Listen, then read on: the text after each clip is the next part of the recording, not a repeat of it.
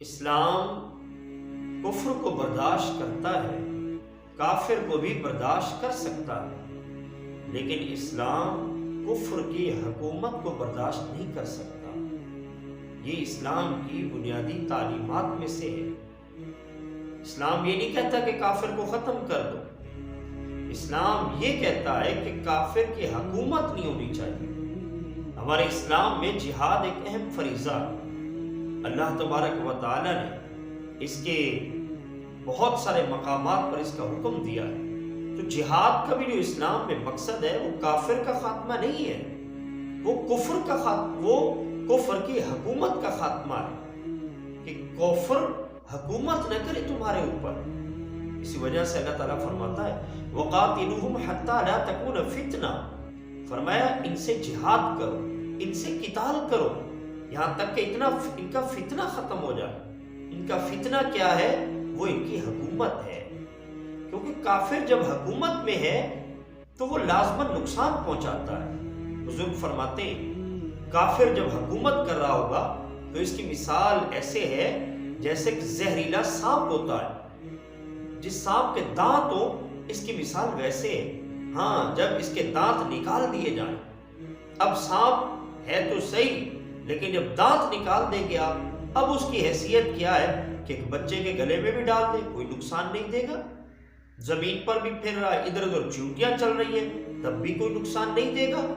لیکن اگر سانپ کے دانت ہوں، اس کا زہر نہ نکالا جائے تو پھر ایک سانپ کتنا نقصان کر جاتا ہے۔ اسی طرح کافر جب حکومت میں ہے اور جب حکومت ہوگی کافر کی تو پھر وہ مسلمان کو نقصان پہنچاتا رہے گا۔ آج یہ جو نئے نئے فتنے برپا ہوتے ہیں، کبھی کوئی فتنہ کبھی کوئی فتنہ، ان کا ایک ہی حل ہے ان فتنوں کو ختم کرنے کے لیے کہ اس ملک کے اندر نظام مصطفیٰ کا قیام ہونا چاہیے۔ نظام مصطفیٰ کے لیے کوششیں ہونی چاہیے۔ اقامت دین جو کہ ہمارے اوپر فرض ہے، اس کے لیے کوششیں کرنا ہمارے اوپر فرض ہے۔ اب وقت ہے آج کہ ہم بھی ایسے دوستوں کا ساتھ لیں جو کہ نظام مصطفیٰ کے لیے قدم بڑھا رہے ہیں۔ تو ہمیں بھی نظام مصطفیٰ کے لیے جد و جہد کرنا اور رسول اللہ کے دین کے مطابق حکومت کو قائم کرنا، یہ ہمارے اوپر ایک فریضہ ہے۔ اللہ تبارک و تعالیٰ قرآن پاک میں ارشاد فرماتا ہے وَقَاتِلُوا الَّذِينَ لَا يُؤْمِنُونَ بِاللَّهِ وَلَا بِالْيَوْمِ الْآخِرِ وَلَا يُحَرِّمُونَ مَا حَرَّمَ اللَّهُ وَرَسُولُهُ وَلَا يَدِينُونَ دِينَ الْحَقِّ مِنَ الَّذِينَ أُوتُوا الْكِتَابَ حَتَّى يُعْطُوا الْجِزْيَةَ عَنْ يَدٍ وَهُمْ صَاغِرُونَ۔ اللہ تعالیٰ فرماتا ہے ان سے قتال کرو، ان سے جہاد کرو۔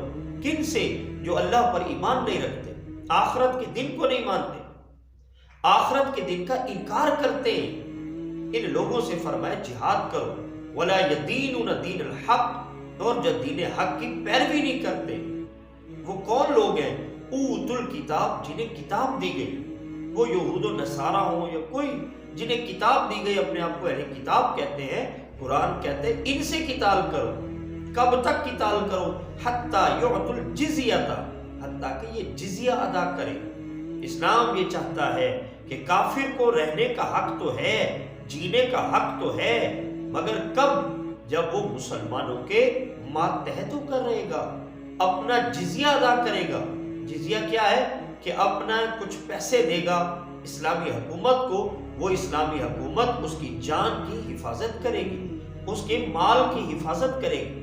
کافر فقط اپنی عبادت گاہ تک عبادت کرنے کا حق رکھتا ہے۔